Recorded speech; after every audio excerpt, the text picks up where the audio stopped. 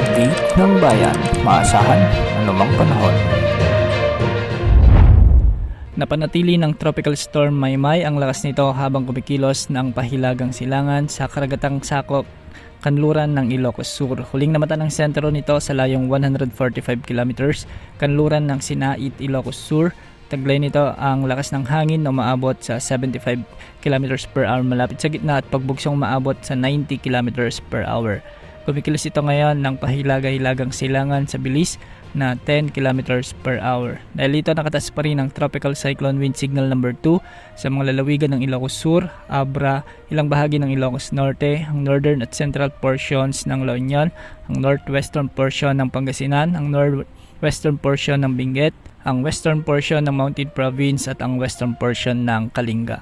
Samantalang signal number 1 naman ang umiiral sa nalalabing bahagi ng mga lalawigan ng Ilocos Norte, La Union, Pangasinan, Apayao, Kalinga, Mountain Province, Benguet, Ifugao, Cagayan. Signal number 1 din sa may Isabela, Quirino, Nueva Vizcaya, Zambales, Tarlac, Nueva Ecija at Aurora. Inaasang kikilos ang bagyong Maymay pakanluran hanggang silangan at maaring maglandfall sa bahagi ng Ilocos Sur, La Union ngayong gabi o bukas ng madaling araw.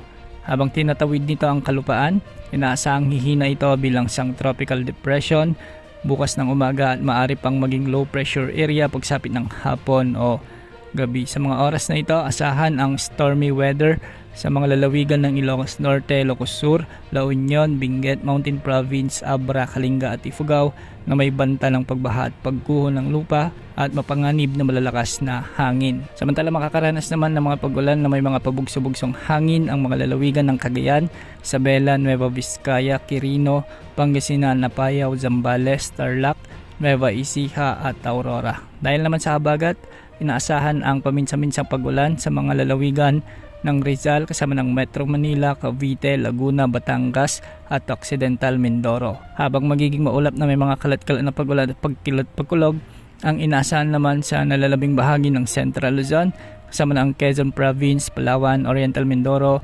Marinduque, Antique, Iloilo at Guimaras. Para naman sa heavy rainfall outlook, inaasahang makatanggap ng mahigit 200 mm na ulan ang Ilocos Sur, La Union at Benguet sa mga oras na ito hanggang bukas ng hapon.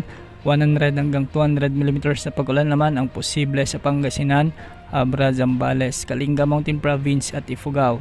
At 50 hanggang 100 mm na pag-ulan naman ang inaasahan sa Ilocos Norte, Apayao, Nueva Vizcaya, Tarlac, Nueva Ecija, Bataan, Pampanga at Bulacan.